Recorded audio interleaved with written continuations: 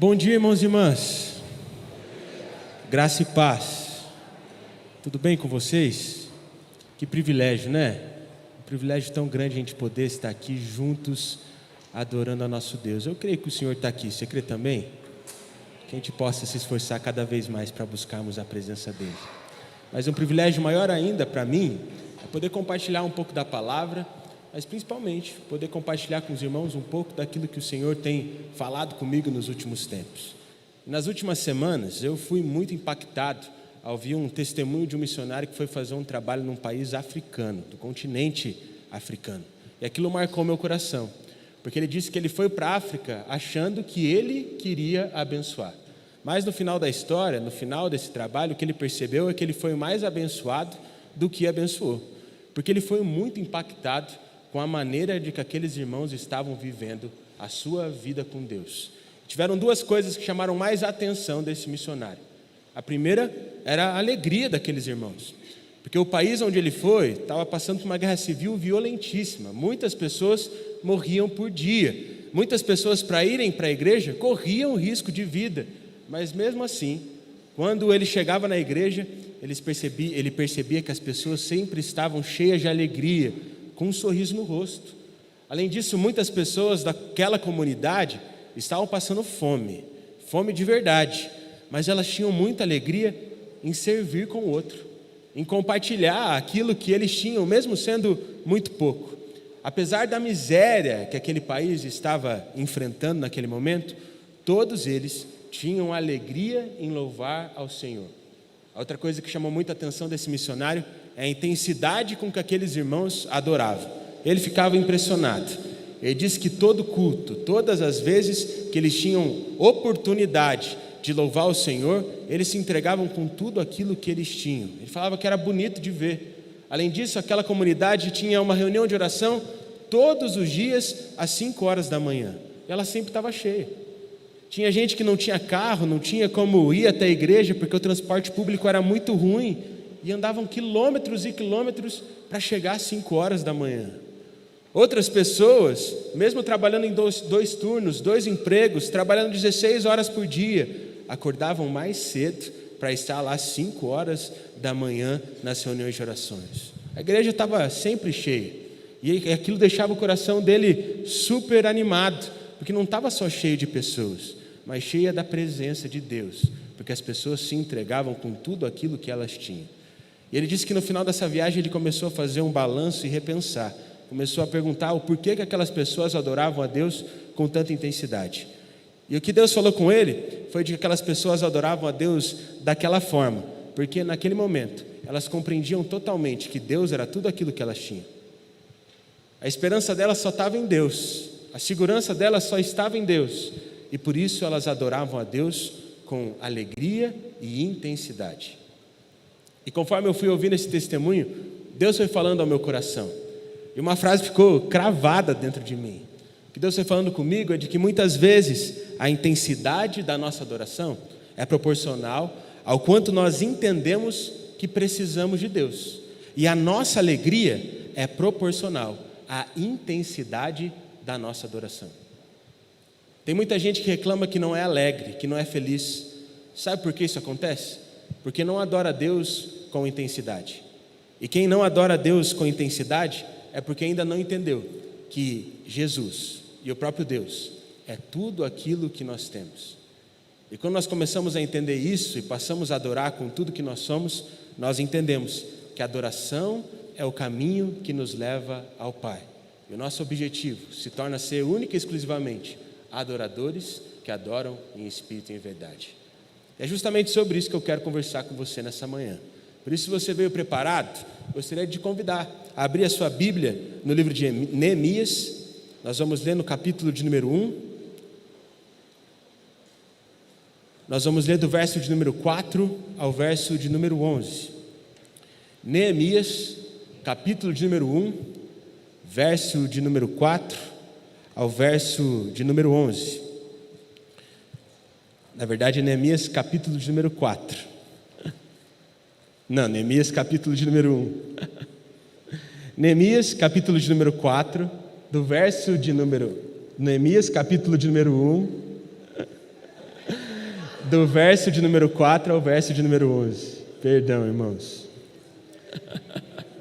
Estou acordando ainda, estou acordando. Neemias, capítulo de número 1, verso de número 4 ao verso de número 11. A palavra do Senhor diz assim: quando ouvi essas coisas, sentei-me e chorei. Passei dias lamentando-me, jejuando e orando ao Deus dos céus. Então eu disse: Senhor, Deus dos céus, Deus grande e temível, fiel à aliança e misericordioso com os que te amam e obedecem aos teus mandamentos. Que os teus ouvidos estejam atentos e os teus olhos estejam abertos para a oração que o teu servo está fazendo diante de ti, dia e noite, em favor de teus servos, o povo de Israel. Confessa os pecados que nós, os israelitas, temos cometido contra ti. Sim, eu e meu povo temos pecado. Agimos de forma corrupta e vergonhosa contra ti. Não temos obedecido aos mandamentos, aos decretos e às leis que deste ao teu servo Moisés. Lembra-te agora do que disseste a Moisés teu servo: se vocês forem infiéis, eu os espalharei entre as nações. Mas se voltarem para mim, obedecerem aos meus mandamentos e os puserem em prática, mesmo que vocês estejam espalhados pelos lugares mais distantes debaixo do céu, de lá eu os reunirei e os trarei para o lugar que escolhi para estabelecer o meu nome. Estes são os teus servos, o teu povo. Tu os resgataste com o teu grande poder e com o teu braço forte. Senhor, que os teus ouvidos estejam atentos à oração deste teu servo e à oração dos teus servos que têm prazer em temer o teu nome. Faze com que hoje esse teu servo seja bem sucedido, concedendo-lhe benevolência deste homem. Vamos orar? Feche seus olhos, baixe sua cabeça. Senhor Deus Pai, nós te agradecemos, porque sabemos que o Senhor está aqui nesse lugar. Por isso, nesse momento, nós queremos te pedir para que o Senhor quebrante os nossos corações, de forma que a sua palavra possa fazer vida em nosso viver. Esse é o nosso pedido, esse é o nosso desejo nessa manhã. Em nome do Senhor Jesus, amém. Como a pastora Priscila já disse, nesse final de semana, nós tivemos ali um encontro sobre adoração. E hoje eu quero falar sobre adoração com você também. E normalmente quando os pastores pregam sobre adoração, eles usam algum texto. O mais famoso é aquele de João 4. Outros começam a citar aquele texto onde a mulher derrama o perfume aos pés de Jesus. Mas muitas pessoas citam a vida de Davi. Afinal, ele era um grande adorador. Mas essa semana, enquanto eu lia o livro de Neemias, Deus falou comigo. E ele disse que Neemias é um exemplo de um verdadeiro adorador. De uma pessoa que adora a Deus em espírito e em verdade. Sabe por quê?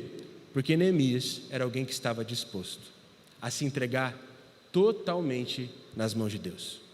Neemias sentia que ele precisava do Senhor. Porque quando Neemias olhou para a situação do povo de Israel, quando Neemias começou a olhar para a sua situação, ele não teve outra saída a não ser fazer uma oração de desespero. Olhar para os céus e dizer: Senhor, nós precisamos de Ti.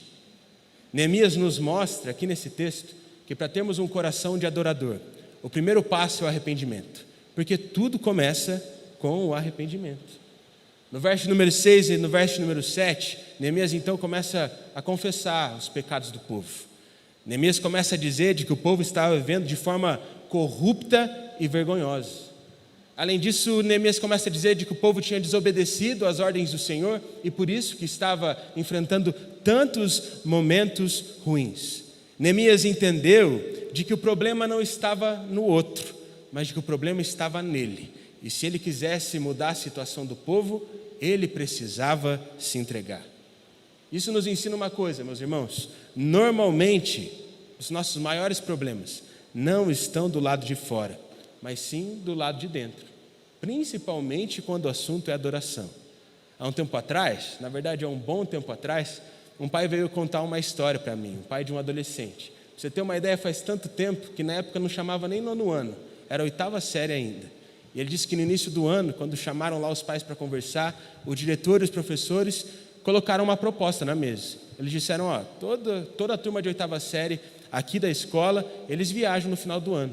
Por isso o que a gente propõe é que cada pai de cada aluno dê R$200 por mês, para que então em dezembro a gente consiga fazer uma pequena viagem em algum hotel fazenda, só para que as crianças possam aproveitar essa passagem que eles vão ter para o ensino médio. Naquela hora todo mundo concordou, e o pai ficou feliz da vida, sabe por quê? Porque no final da reunião, o filho olhou para o pai e disse o seguinte: pai, pode deixar que eu pago. O senhor está cheio de coisa para fazer, então você me dá o dinheiro que eu pago o boleto. Você me dá o dinheiro que eu vou lá e ajudo na vaquinha. Você me dá o dinheiro que vai ficar tudo certo. O pai ficou todo orgulhoso, falou: olha, meu filho está virando homem, está virando alguém maduro. Ele ficou feliz da vida, porque ele realmente queria delegar a responsabilidade para os filhos. O problema é que quando foi chegando lá outubro, novembro, o diretor mandou uma mensagem no grupo do WhatsApp, dizendo assim: pessoal, eu acho que a viagem de formatura da 8ª série vai ter que ser cancelada. E todos os pais começaram a perguntar o porquê. Ele falou: porque tem muitos que não estão pagando, muitos inadimplentes, mais de 10 pessoas. Nossa turma tem 50, 10 faz muita diferença. A gente não vai conseguir ter dinheiro para fazer essa viagem. Aquele pai então ficou revoltado. Não, como pode? Só porque 10 não pagaram, outros 40 não vão poder participar da viagem? Eu sou a favor de pôr uma lista de quem não pagou e de quem está inadimplente, porque daí essas pessoas vão para a viagem e o resto vai. E aí todo mundo comprou a briga dele. O problema é que quando o diretor postou a lista, quem se acha que estava lá? O nome do filho dele, porque o filho dele tinha gastado aqueles R$200 com outra coisa durante todos aqueles meses. E aquele homem não sabia onde enfiar a cara. Vocês já perceberam que muitas vezes é isso que a gente faz com a adoração? A gente dá o dinheiro para o outro, para que o outro possa adorar a Deus. A gente dá a responsabilidade de cantar para o outro, para que o outro possa adorar o Senhor. A gente dá a responsabilidade para o outro, preparar o ambiente para que então eu me sinta confortável para adorar a Deus. E aos olhos de Deus não é assim. Deus não quer uma pessoa ou um grupo de pessoas com um coração de adorador. Deus quer que todos os seus filhos entendam que precisam ter um coração que adora ao Senhor em espírito e em verdade. Os pequenos depósitos falsos que nós fazemos e entregamos, assim como foi no caso daquele filho e daquele pai, não são suficientes para o Senhor. Porque para adorar a Deus nós precisamos entregar tudo, com tudo o que nós somos. Porque quando nós entregamos tudo aquilo que nós temos nas mãos de Deus, nada nos impede de nos tornarmos verdadeiros adoradores. Isso fica bem claro lá em Marcos 10. É uma passagem que eu gosto muito. Os irmãos já devem ter percebido, eu cito muito ela aqui. O que a gente pode perceber nesse capítulo da palavra de Deus é de que Jesus estava junto com os seus discípulos em Jericó. E nessa cidade havia um cego que ganhava a vida pedindo esmolas. Ele ficou feliz da vida quando ele soube que Jesus ia passar pela cidade dele. Mais feliz aquele cego ficou ainda quando ele percebeu de que Jesus estava passando na rua dele. Ele viu o tumulto, ouviu as pessoas falando e ele entendeu que Jesus estava ali. Por isso, naquele momento, ele nem se importou com quem estava do lado, se as pessoas queriam ter algo de Jesus ou não, se as pessoas queriam ouvir a voz de Jesus ou não. Ele só começou a clamar: Senhor, Filho de Deus, tenha misericórdia de mim. Mas tinha tanta gente que Jesus não ouvia, mas aquele homem não estava nem aí. Ele simplesmente continuou clamando, só que mais alto: Filho de Deus, tenha misericórdia de mim. Ele clamava tão alto que aquilo incomodava as pessoas que estavam do lado, mas ele não estava nem aí. Ele continuou clamando, até que em um momento Jesus mandou chamá-lo. Quando ele chegou cara a cara com Jesus, Jesus perguntou para ele o que ele queria. E aí sabe o que ele disse? Ele falou: óbvio, eu quero voltar a ver. Naquele momento Jesus fez uma oração e aquele homem foi curado. Que história linda, né?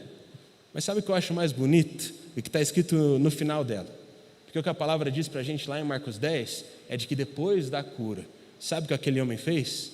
Ele continuou seguindo a Jesus até o final do caminho. Isso é adorar a Deus. Adorar a Deus não é falar alto. Adorar a Deus não é cantar mais alto ou mais bonito que as outras pessoas.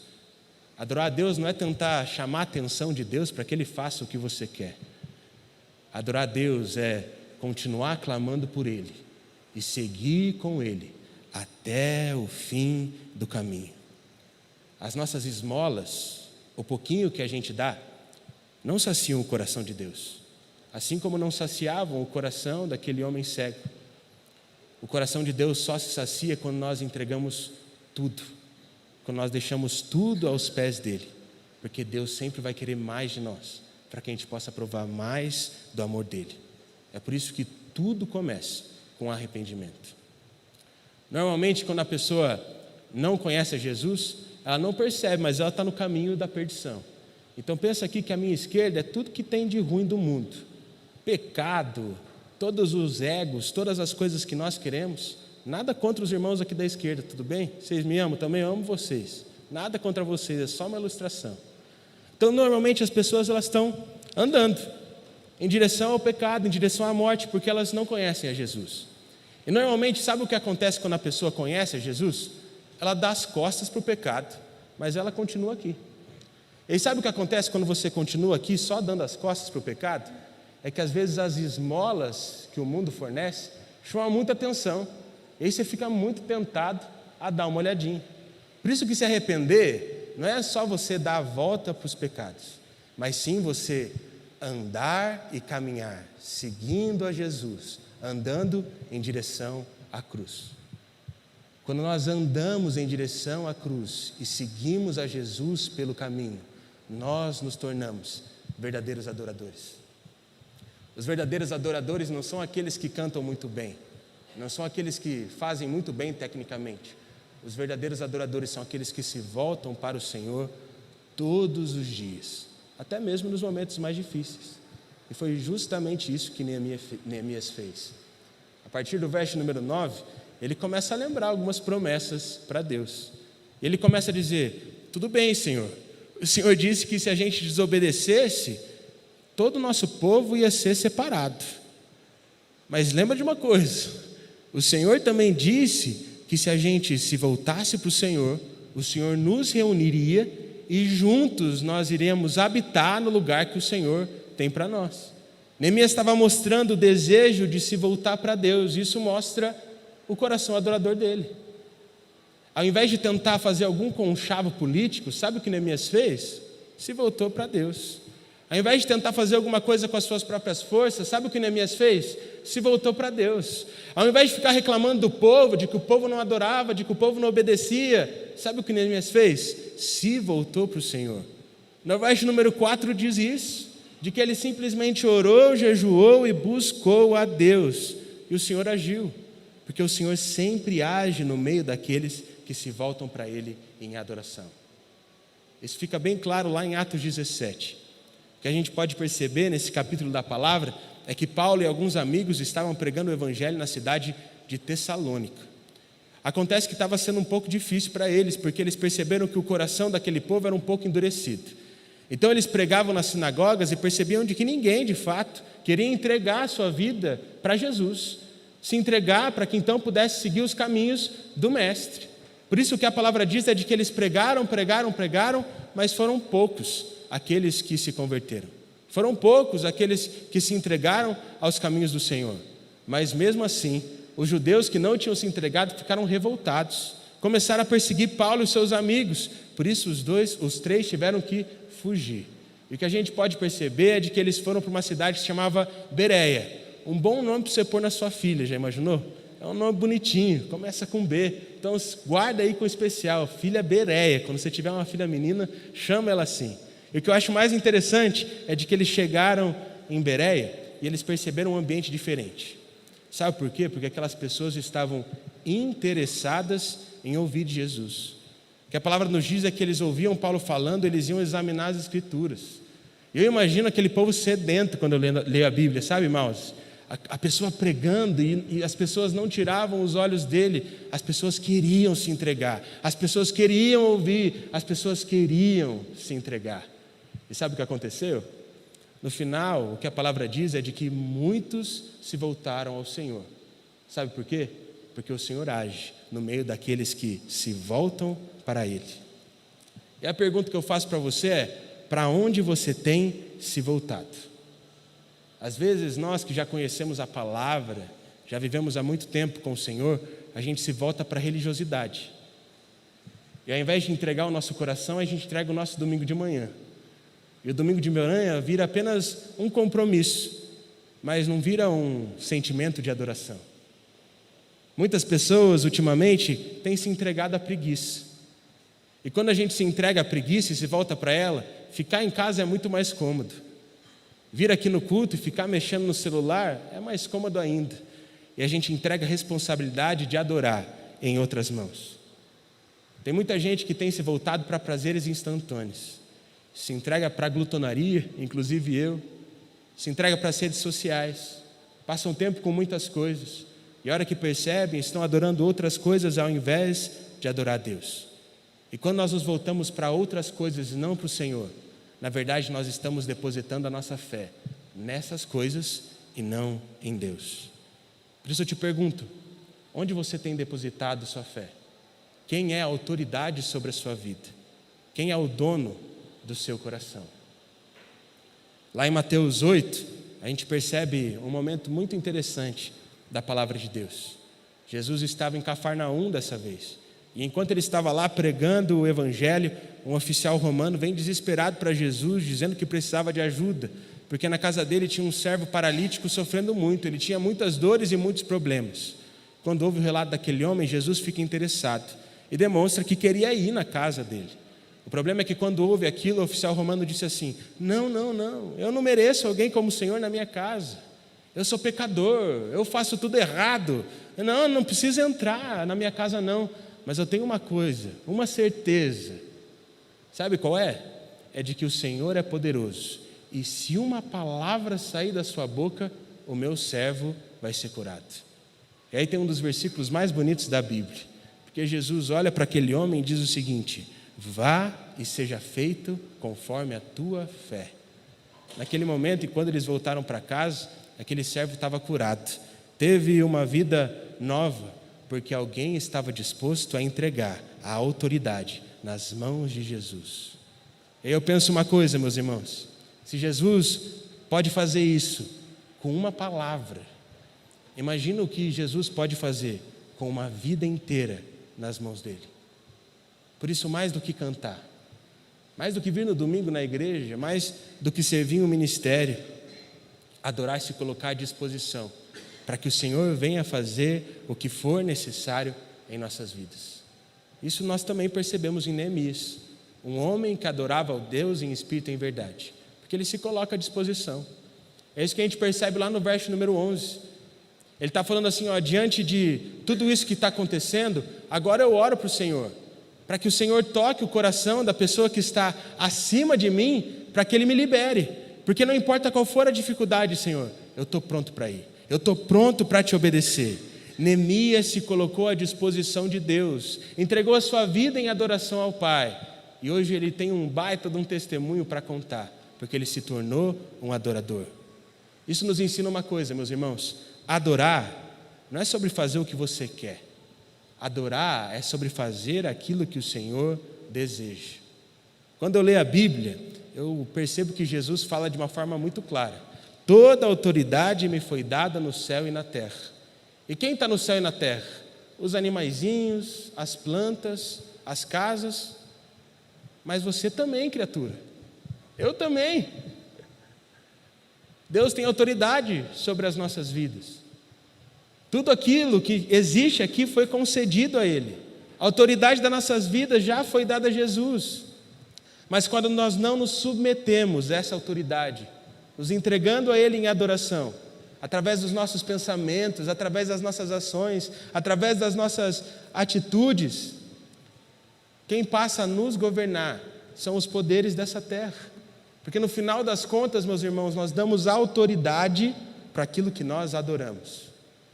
Se você adora o dinheiro e a sua vida é pautada no dinheiro, irmão, é o dinheiro que vai comandar a sua agenda. Você não vai nem perceber, mas você vai estar adorando o dinheiro. Se quem manda na sua vida é a sua carreira, você não vai nem perceber, mas a hora que você vê, você está adorando ela. Se o que você tem adorado é o seu prazer, o seu conforto, a hora que você vai perceber, irmão, Deus não tem mais espaço na sua vida. Porque seguir Jesus é o caminho da verdade e a vida, mas não é um caminho confortável. Por isso, a autoridade das nossas vidas é do Senhor.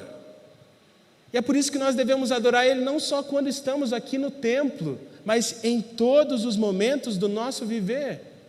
Porque as maiores batalhas para nos tornarmos adoradores não estão no outro. Não está na igreja, nos líderes. As maiores batalhas estão dentro de nós, em fazer morrer aquilo que precisa estar morto, para que Cristo faça vida em nossos corações. As maiores batalhas estão dentro de nós e a gente precisa estar pronto para enfrentar essas batalhas. Para mim isso fica bem claro lá em 2 Samuel 17. O que a gente pode perceber nesse momento é que o povo de Israel estava em guerra contra os filisteus. E os filisteus tinham um soldado que ele era muito forte. O nome dele é Golias. Provavelmente você já conhece essa história. E o que a palavra nos diz é que ele tinha mais de 2,90 metros de altura. E só a armadura dele tinha mais de 60 quilos. Ou seja, ele era alguém muito alto e muito forte. E o que a Bíblia nos diz é que durante a batalha, todos os dias, Golias ia lá na frente do exército dele, todo bonitão, e desafiava um soldado do povo de Israel para enfrentar ele. E ele dizia: se essa pessoa me vencer, nós seremos escravos do povo de Israel. Mas se o contrário acontecer, vocês que serão escravos. Mas sabe o que estava acontecendo com os soldados de Israel naquele momento? Ao invés de adorar a Deus, eles estavam adorando o medo, porque o homem era grande demais. Por isso, por 40 dias, Golias provocava o povo e ninguém se levantava. Até que chegou um dia de que um verdadeiro adorador foi para aquele lugar. Davi não estava nem lutando aquela guerra, mas foi levar alguns alimentos ali para os seus irmãos. E enquanto ele estava levando esses alimentos, ele percebeu que Golias estava provocando o povo de Deus. E Davi ficou horrorizado, porque ele percebeu que todo mundo do povo de Israel fugia de medo. Mas já que Davi não adorava o medo e adorava a Deus, ele tinha confiança de que Deus agiria de uma forma sobrenatural. E ele foi começando a ficar interessado em enfrentar Golias. E ele foi descobrindo de que o rei tinha algumas recompensas. A pessoa que derrotasse Golias ia ganhar um bom valor. Mas mais do que isso, a pessoa que derrotasse Golias ia casar com a filha do rei. Naquele momento, Davi levantou a mão e imaginou falando: eu topo. E ele foi em direção de Saul. Naquele momento, ele chegou para Saul e disse: Saul, eu realmente quero enfrentar Golias, me deixa aí. Mas o que a gente pode perceber na Bíblia é que Saul não botou muita fé. Tanto que emprestou a armadura para Davi. Mas Davi pôs a armadura, olhou no espelho, viu que estava meio desconfortável e falou: não preciso dessa armadura não, vou confiar adorando a Deus. E sabe o que aconteceu? Davi foi enfrentar um homem de 2,90 metros, que tinha uma armadura de 60 quilos, com apenas 5 pedrinhas na mão que ele pegou num riacho qualquer. Quando Davi foi com aquelas 5 pedrinhas, e aquele homem olhou para Davi, Golias pensou: é esse aí que vai vir me enfrentar? E deu risada, tirou sarro. Mas daí Davi falou algo muito lindo, porque ele diz assim: você vem contra mim com a espada, mas eu vou contra você, no nome do Senhor. Naquele momento eu imagino que Golias veio correndo, e Davi com uma pedrinha destruiu aquele homem, porque nada resiste a um coração de um verdadeiro adorador. Pode vir as batalhas, as dificuldades, aquele que permanece adorando sempre encontra a sua morada e segurança no Senhor Jesus. Olhando essa passagem, o que eu posso perceber é que o maior problema do povo de Israel naquele momento não era Golias. O maior problema deles era a mente deles, porque eles estavam muito dispostos a adorarem outras coisas, inclusive o medo e a insegurança, mas não estavam dispostos a adorar a Deus. E sabe o que acontece, irmãos? Quando nós vencemos a nossa mente, os nossos desejos, Deus pode fazer grandes coisas através de nós. Quando a gente entende que a gente não está no centro do mundo, mas sim Deus é o centro das nossas vidas, algo novo e diferente acontece. Esses dias eu tomei café com um pastor daqui de Curitiba. Ele disse que no início do ministério dele, ele era pastor de uma igreja bem grande aqui da cidade. E Deus chamou ele para ir no interior do Paraná, numa congregação que essa igreja estava plantando. Ele estava acostumado com cultos cheios, com uma banda que tocava muito bem tecnicamente, e ele foi inspirado, achando que ia ser muito fácil conseguir replicar esse trabalho na cidade onde ele foi chamado. Mas chegando lá, ele estava muito desanimado, porque depois de 2 anos de trabalho, só tinham 10 pessoas indo nos cultos, ninguém tinha se levantado para tocar, o louvor era só ele e um violão. Ele estava começando a achar que não era o chamado de Deus ali. E as pessoas começaram a desanimar com ele também. Por isso, na hora que ele ia pregar, ele falava bom dia, mas a igreja ficava toda em silêncio. Ele falava graça e paz, e ele só ouvia umas tossidas assim. Ele foi começando a ficar desanimado. Mas o que mais desanimava ele é que toda vez que ele começava a pregar, sempre tinha um homem do lado esquerdo que ele dormia. Mas, irmão, ele não dormia normal, ele dormia roncando. Todo mundo olhava para ele, por isso ele ficava revoltado.